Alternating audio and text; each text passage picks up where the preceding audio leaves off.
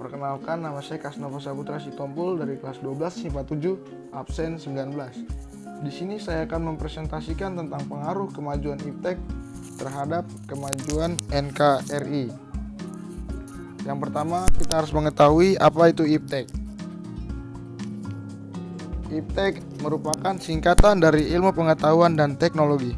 Iptek adalah sumber informasi yang dapat menyebar cepat untuk meningkatkan pengetahuan atau wawasan seseorang. Dampak kemajuan iptek.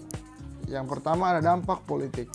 Dampak politik memiliki dampak positif dan dampak negatifnya. Dampak positif yang pertama, nilai terbuka, pemerintah lebih terbuka. Dampak positif yang kedua, nilai kebebasan dalam berdemokrasi. Dan ada dampak negatif. Dampak negatif yang pertama adalah banyak ujaran kebencian. Dan yang kedua, munculnya gerakan terorisme dan radikalisme. Dan yang kedua ada dampak ekonomi. Dampak ekonomi pun memiliki dampak positif dan dampak negatifnya. Dampak positifnya yaitu pertumbuhan ekonomi meningkat dengan baik dan meningkatnya investasi asing di negara kita.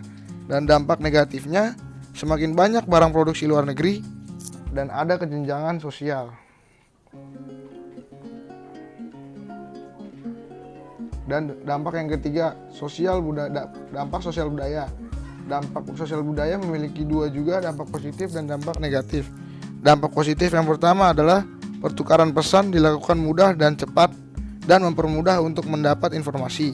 Dan dampak negatif yang pertama adalah sikap individualisme sehingga memudarnya semangat gotong royong dan munculnya gaya hidup konsumtif dan hedonisme. Dan 4. Hukum pertahanan keamanan. Hukum pertahanan keamanan memiliki dua dampak positif dan dampak negatif. Dampak positif yang pertama adalah semakin kuat tuntutan penegakan hukum dan semakin kuat badan hukum negara. Dampak negatifnya adalah meningkatnya tindakan anarki masyarakat yang mengganggu persatuan dan kesatuan negara. Sifat kemajuan iptek. 1. Politik. Memperkuat kepercayaan rakyat dan mengembangkan demokrasi.